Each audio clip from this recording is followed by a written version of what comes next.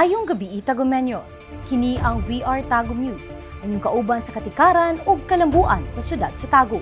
Ako si Jaira Suliano, live kika dinhi sa CIO Studio sa City Hall of Tagum. Para sa tuang balita.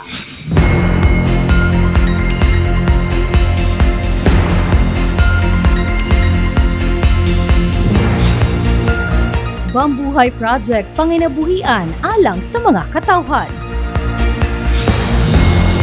Libreng diabetic eye screening gihanyag sa mga Tagumeños. Libuan nga trabaho gihatod sa mega job fair sa Tagum City. Og digital kiosk sa City Hall nagdala og modernong serbisyo alang sa mga Tagumeños.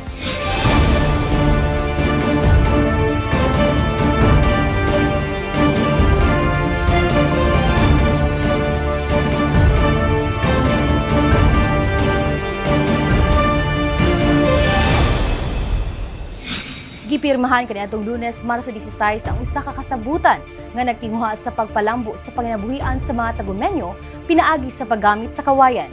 Ania si Clark Batingal para sa report. Gipahigayon sa lokal nga panggamhanan sa Tagum kaniadtong Marso 16, 2026 sa City Hall Atrium ang opisyal nga pagpirma sa Tripartite Memorandum of Agreement alang sa proyektong gitawag og Bambuhay, a community-based bamboo livelihood project. Ang maong kasabutan gilagdaan ni Franz Gregory Nailon, Office Head sa Tagum City Business Incentive Center, uban ni Honorable Agripino G. Coquilla Jr., Presidente sa Rotary Club of Tagum, ug ni Attorney Zerlin T. Balyeque, Provincial Director sa Department of Trade and Industry. Sumala sa mga opisyal, tumong sa Bambuhay Project ang paghatag og kahigayunan sa mga residente sa mga kabarangayan nga makat-on sa pagproseso sa kawayan aron mahimo kining eco-friendly nga mga produkto nga adunay taas nga kantidad sa merkado. Pinaagi sa mga training ug oportunidad sa panginabuhi, gilauman nga makahatag kini og dugang kita sa mga pamilya ug mapaligon ang kultura sa pagpanarbaho sa komunidad. Kini nga proyekto gipangunahan ni Mayor Ray T. Uy kauban ang dakong suporta sa tibok lokal nga panggamhanan o mga partner nga ahensya. Si Mayor gid ang naghatag aning initiative no na maghatag og livelihood sa ato ang mga community, labi na diri sa kaning areas, rural areas na wala kay trabaho pero naay opportunity tungod kay daghan silang bamboo, no. So mo ni sila kasi Pandapan, rural man gyud na sila na area, Nueva Versa, New Balamban. So gitagaan gyud ni Mayor og livelihood. Dala ang tumong nga sa maong lakang masupadayon ang pagpalambo sa lokal nga ekonomiya ug panginabuhian sa mga Tagumeño. Kini si Clark Batingal, reporting para sa We Are Tagum News. Duyog sa pagsaulog sa Women's Month, nagpahigayon ang lokal nga panggamhanan sa Tagum og libreng serbisyo panglawas alang sa mga adunay diabetes ug hypertension. Para sa dugang detalye, ania si Andrela Hernandez. Gipahigayon kaniadtong Sabado, Marso 14 sa Trade and Exhibition Center sa Rotary Park, Tagum City, ang libreng diabetic eye screening nga gipahigayon sa lokal nga panggamhanan sa Tagum. Gipangunahan ni Tagum City Council of Women Foundation President Miss Alma L. Uy. Ang maong kalihukan kabahin sa selebrasyon sa Women's Month nga nagtumong sa pag-atiman sa panglawas sa komunidad, ilabin na sa mga adunay diabetes o hypertension. Sumala sa mga health workers, adunay dakong kalabutan ang diabetes sa problema sa pananaw, lakip na ang diabetic retinopathy, usa ka komplikasyon nga makadaot sa retena usabahin sa mata nga responsable sa pagdawat sa kahayag aron makakita ang usa ka tawo. Dili lamang kababainhan ang nakabenepisyo sa maong programa. Nakadawat usab og serbisyo ang mga miyembro sa hypertension ug diabetes clubs gikan sa Barangay Apocon, Visayan Village, Magugpo Poblasyon ug Magugpo East. Apil sa mga libreng serbisyo ang eye screening, PhilHealth registration, random blood sugar checking, medical consultation ug diet ug health education. Ang aktibidad gipangunahan sa Tagum Eye Surgery Center ug Tagum City Health Office sa pakipagtambayuyong sa Mayor's Office, Tagum City Council of Women Foundation ug Rotary Club of Tagum Golden Laces. Gawas sa eye screening, tumong usab sa maong kalihukan ang pagpataas sa kahibalo sa komunidad kabahin sa hustong pagdumala sa diabetes aron malikayan ang komplikasyon nga makaapekto sa mata. Pinaagi sa Project CO Eye Care Program ni Mayor Ray T. Uy, padayon ang pagpalig-on sa mga health o wellness initiatives sa syudad aron mas daghang Tagumeño ang makadawat og serbisyo alang sa pag-atiman sa ilang kahimsog. Giauhag usab ang mga adunay diabetes nga magpamiyembro sa Diabetes Club sa ilang mga barangay ug bantayan ang mga anunsyo sa City Health Office ug City Government of Tagum alang sa mga umaabot pang libreng eye screening schedules. Kini si Andrella Hernandez reporting para sa We Are Tagum News. Daghang oportunidad sa trabaho ang gihanyag alang sa mga job seekers sa dakbayan sa Tagum. Human malampusong ipahigayon ang mega job fair kaniadtong Martes. Tan-aw ang detalye sa report ni Grace Alegro. Malampuson nga gipahigayon kaniadtong Martes, Marso 17 ang Mega Job Fair isip kabahin sa pagsaulog sa anibersaryo sa pagkasyudad sa Tagum ning bulan sa Marso. Gatusan ka mga job seekers ang mitambong sa maong kalihukan. Diin kapin sa 3,000 ka job vacancies ang gitanyag. Kini gikan sa 15 ka lokal nga kumpanya, napulo ka overseas agencies ug 14 ka ahensya sa gobyerno ug national line agencies.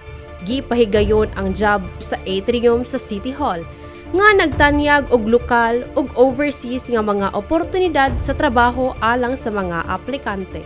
Ang usa ka adlaw nga kalihukan gipangunahan sa City Public Employment Services and Capability Development Office o CEPESDO, uban sa Department of Labor and Employment o DOLE, ug Department of Migrant Workers o DMW.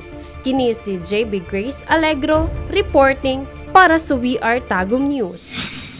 Sa padayon nga pag-uswag sa teknolohiya, nagpadayon usab ang syudad sa paghatag og mas moderno ug epesyenteng serbisyo sa publiko.